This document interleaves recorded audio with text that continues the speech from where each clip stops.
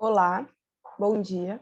Eu sou a Bruna e eu vim apresentar meu anteprojeto para ingressão no mestrado na área de farmacologia de produtos naturais pelo programa de pós-graduação em Ciências da Saúde da Universidade Federal de Mato Grosso, em Cuiabá, com o orientador professor Domingos Tabajara de Oliveira Martins.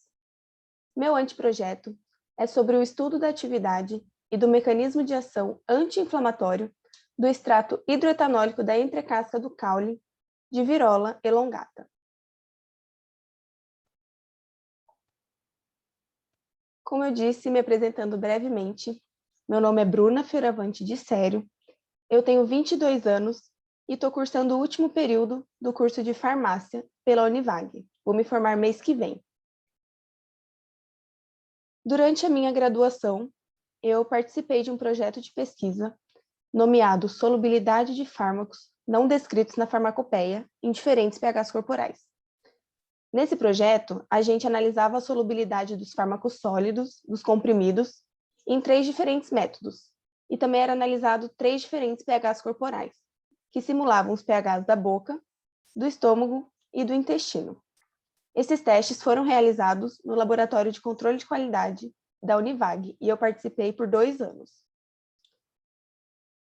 Também dei início a um estágio voluntário na Universidade Federal de Mato Grosso, especificamente no Laboratório de Farmacologia, com a carga horária de 90 horas, onde eu auxiliava no que fosse necessário, os mestrandos, os doutorandos, realizei moagem de plantas, acompanhei eles em testes in vitro no laboratório de cultura e auxiliei bastante na organização do laboratório e na catalogação dos produtos. Durante a minha graduação, eu também trabalhei em uma escola canadense, conhecida como Maple Bear Canadian School, em Cuiabá mesmo, onde as aulas são dadas somente em inglês e se conversa 100% em inglês com todos os alunos. Falando um pouco da inflamação, ela é uma resposta natural do organismo a lesões relacionadas tanto com a presença de um corpo estranho ou reações imunológicas, ou também com a morte celular. O principal objetivo da inflamação é eliminar suas causas, eliminar células atrofiadas e os tecidos necróticos, para ser possível realizar o reparo tecidual. Essa imagem aqui ao lado representa a inflamação com seus patógenos e o recrutamento das células de defesa, dos leucócitos, que também auxiliam no reparo tecidual. A inflamação, ela é caracterizada por 5 sinais cardinais, e eles estão representados nesses pilares. São eles o calor, o rubor, o inchaço ou o edema do local, a dor e a perda da função. Tudo isso acontece devido ao aumento de fluxo sanguíneo no local da inflamação e ao recrutamento de proteínas e leucócitos.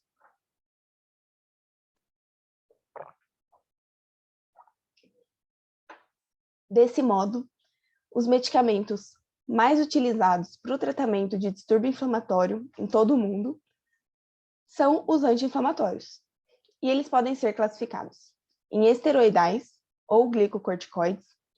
Esses medicamentos inibem a enzima fosfolipase A2, o que impede a formação do restante da cascata do ácido araquidônico, tendo assim seu efeito anti-inflamatório, porém também imunossupressor. Temos os anti-inflamatórios não esteroidais. Eles inibem as enzimas ciclooxigenase 1, responsável pelos efeitos homeostásicos do organismo, e ciclooxigenase 2, responsável pelos efeitos inflamatórios. Esses medicamentos prometem um resultado anti-inflamatório, antipirético e analgésico. Por fim, os COX-CIBs. Eles são seletivos para a inibição das enzimas COX-2. Porém, o uso desses medicamentos a longo prazo pode trazer alguns efeitos colaterais, como o ganho de peso ou também a irritação na mucosa gastrointestinal. Com isso, é destacado o uso das plantas medicinais no Brasil, porque é um país que apresenta a maior biodiversidade do mundo. Essas plantas podem ter o potencial para o desenvolvimento de novos fitoterápicos ou de novos fitofármacos, e é importante para aquelas pessoas que não têm alcance aos medicamentos alopáticos. Muitas vezes também a planta pode ter um custo reduzido com relação a esses outros medicamentos. Nesse contexto, eu estudei sobre a planta Virola elongata. Ela é uma planta nativa do Brasil, porém não endêmica, e é conhecida popularmente como mucuíba, bicuíba, saconadi, ucuúba, ucuúba do Igapó ou uiqui, além dos seus sinônimos heterotípicos. O mapa ao lado da Reflora Brasil representa o Brasil e as regiões que se encontra a Virola elongata. Em verde, em quase toda a região norte, e em amarelo, somente o Mato Grosso na região centro-oeste. Já os seus usos populares estão relacionados com infecção em geral, micose, câncer, dor no coração, dor no estômago, gastrite, corrimento vaginal, infecção urinária, inflamação no útero, ferida e até picada de cobra. E suas partes mais utilizadas são látex, seiva, sua casca ou o caule, que podem ser usadas da forma in natura, ou por infusão, ou por maceração. A forma mais utilizada popularmente da Virola elongata é por infusão aquosa e o macerado hidroetanólico. Com isso, a justificativa desse trabalho é que a mucuíba, o nome popular para a Virola elongata, foi encontrada nas comunidades ribeirinhas da microrregião do Norte Araguaia, no estado de Mato Grosso, para tratar infecções em geral, dores, feridas e inflamação do ovário. Porém, não foram encontrados relatos na literatura quanto sua atividade inflamatória, tanto em vivo quanto in vitro.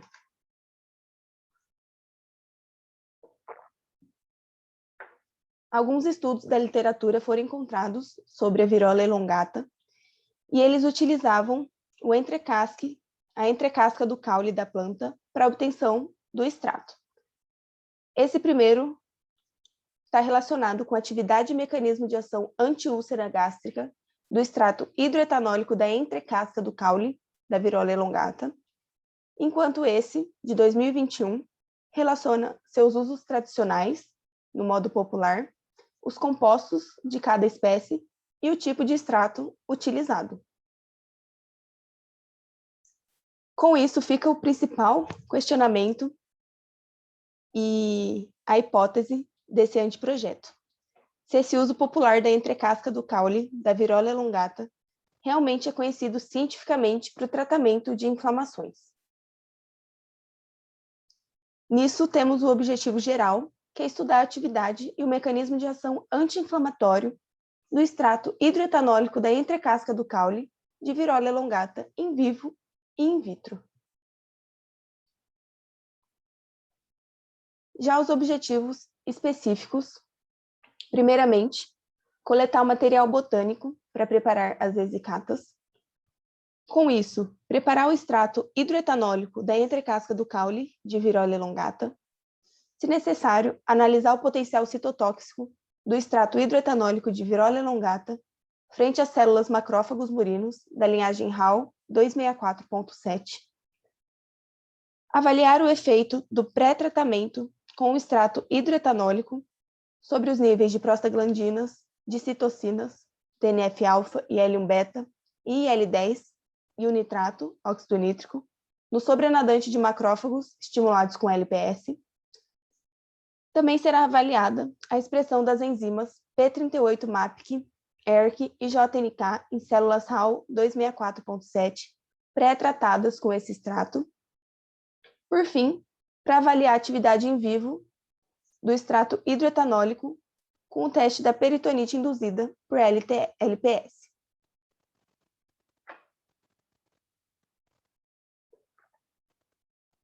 Então, o material botânico a ser utilizado é a entrecasca do caule de Virola elongata, que será coletada no estado de Mato Grosso, de acordo com as normas de Conselho de Gestão do Patrimônio Genético e Ministério do Meio Ambiente.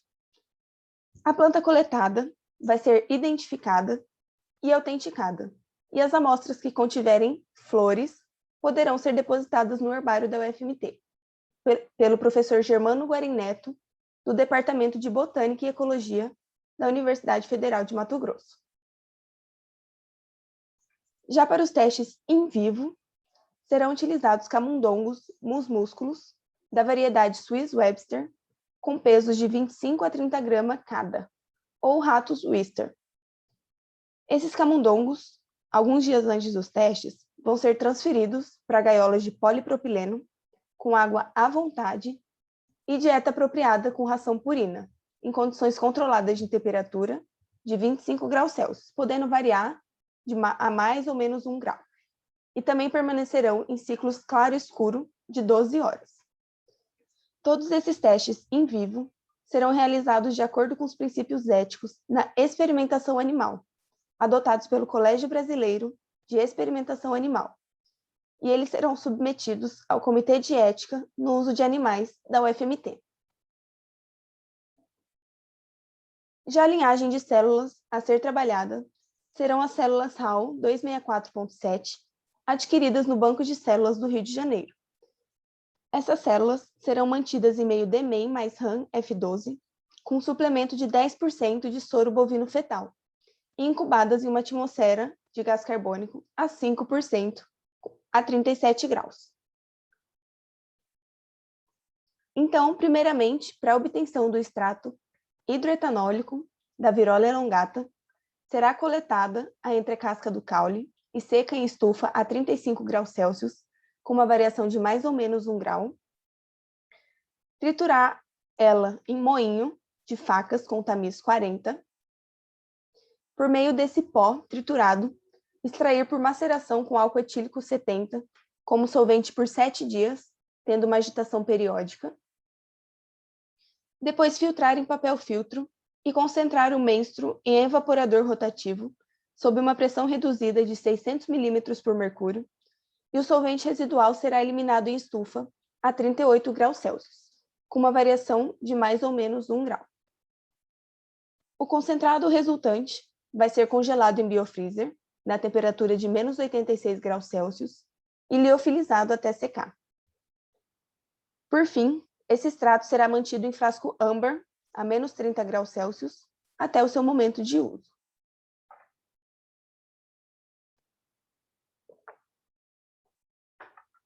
Primeira análise, então, é da citotoxicidade do extrato hidroetanólico de Virola elongata. A linhagem de células HAL 264.7 será distribuída na concentração de 1 × 10⁵ células por poço em uma placa de 96 poços. Depois será pipetado 100 microlitros de meio de cultura DMEM mais RAM com 10% de soro bovino fetal e 0,006 de penicilina e 0,01% de sulfato de streptomicina, para ser incubada por 1 noite a 37 graus Celsius, na atmosfera de gás carbônico a 5%. No dia seguinte, o meio dessas microplacas será vertido e adicionado o tratamento com meio de cultura controle, extrato hidroetanólico de Virola elongata, em diferentes concentrações, e doxorubicina. Incubar novamente essa placa por 24 ou por 72 horas. Os tratamentos serão removidos e adicionado 200 microlitros de azul de alamar a 10% em cada poço, que é um indicador de óxido-redução. E nisso será possível avaliar as células que estarão viáveis ou não.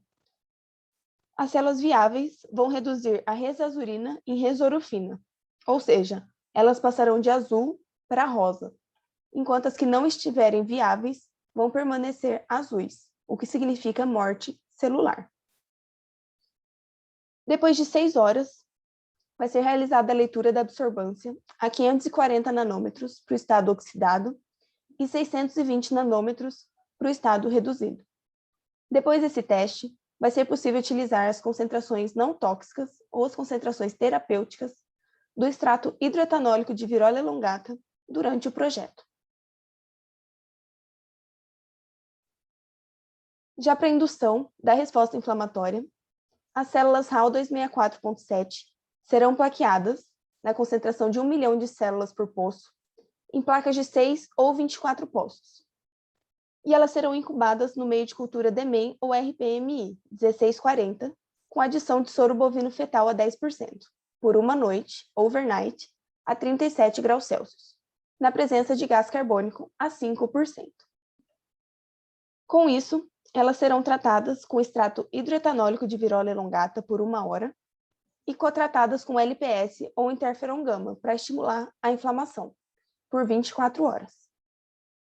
Após 4 ou 24 horas de incubação, o sobrenadante dessas células que foram estimuladas será coletado e estocado a menos 20 graus Celsius, para poder quantificar as citocinas e o óxido nítrico.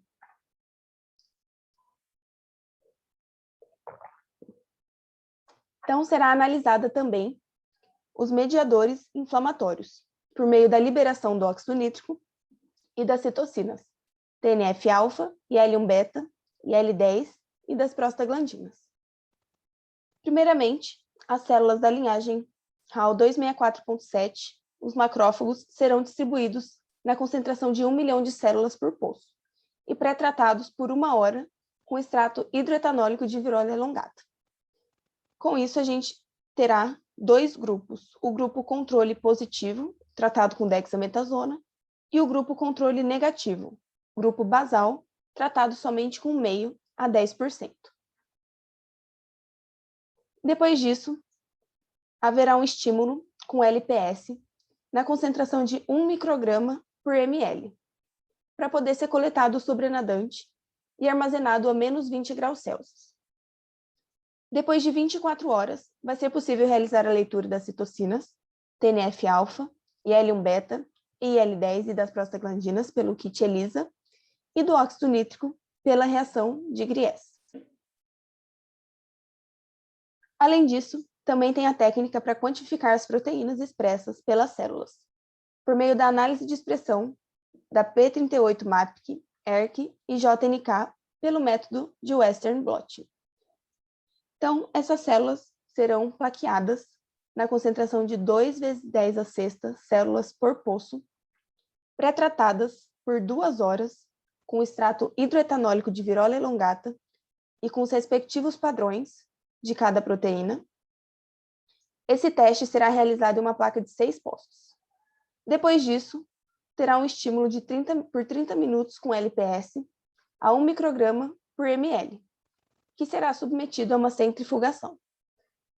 Depois dessa centrifugação, vai ser possível realizar a extração da fração citosólica, e amostras na concentração de 40 microgramas de proteína serão distribuídas em cada poço, para a realização da eletroforese e a transferência das membranas.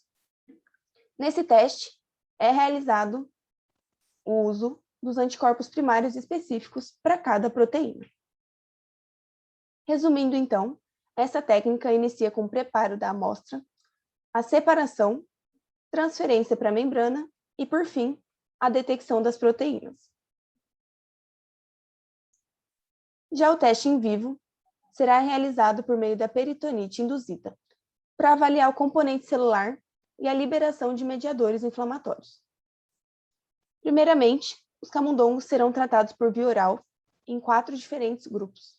O grupo Sham, o grupo controle, tratado somente com água e salina. O grupo tratado somente com o veículo Twin 80 a 2%. Outro grupo somente com extrato hidroetanólico de virola elongata. Por fim, um grupo com dexametasona. Depois de 1 hora desse tratamento, será realizada por via intraperitoneal a indução com LPS, exceto no grupo Sham, que é o grupo controle. Depois de 6 horas desse tratamento, será realizada uma anestesia com cetamina e xilazina por via intraperitoneal e serão coletadas as células através da injeção de 3 ml de PBS frio com EDTA.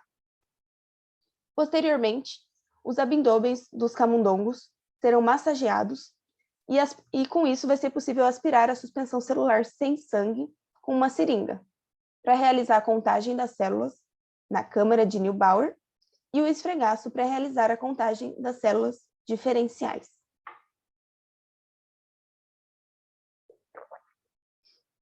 Desse modo, as alíquotas da lavagem peritoneal serão armazenadas a menos 80 graus Celsius para posterior dosagem das citocinas. Para análise dos dados, os resultados paramétricos serão expressos em termos de média, com erro padrão. E as comparações estatísticas com mais de 2 médias serão analisadas usando a ANOVA de uma via, seguida do teste de comparações múltiplas, quando houver uma significância estatística. Quando os valores encontrados for abaixo de 0,05, será significante para o projeto. Já as concentrações inibitórias celulares, de 50%, serão determinadas a partir de uma curva rigmoide, de regressão rigmoide, entre a porcentagem de inibição e o logaritmo das concentrações do extrato hidroetanólico de virola elongata ou doxorubicina, assumindo nível de confiança de 99%. Por fim, todos os ensaios in vitro realizados serão em 3 triplicatas independentes. E para tabulação e análise dos dados, será utilizado o software GraphPad Prism. Esse é o cronograma previsto para a realização das atividades durante o mestrado, no período de 2 anos ou 24 meses. Então, inicia-se primeiramente com a revisão bibliográfica durante quase todo o estudo. Inicialmente também, antes do início dos testes, a submissão do projeto ao Comitê de Ética em Pesquisa em Animais, em torno de maio e junho de 2022. Com isso, será realizada a coleta do material botânico para preparar o seu extrato.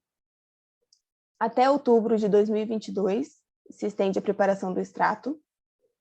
Os ensaios in vitro e in vivo iniciam em novembro de 2022 e se estendem até fevereiro de 2023 para os ensaios in vitro e até aproximadamente junho de 2023 para os ensaios in vivo. Será realizada a tabulação de dados e análise estatística, a apresentação de resumos em eventos científicos, a qualificação do mestrado, submissão do artigo para revistas indexadas e, mais para o fim, a elaboração do relatório final a partir de novembro de 2023 e a defesa do mestrado. O financiamento, inicialmente, será com os recursos próprios do laboratório e, quando abrir o edital das agências, será submetido à busca de fomento. Essas são minhas referências utilizadas no projeto. Desde já, muito obrigada a todos pela atenção.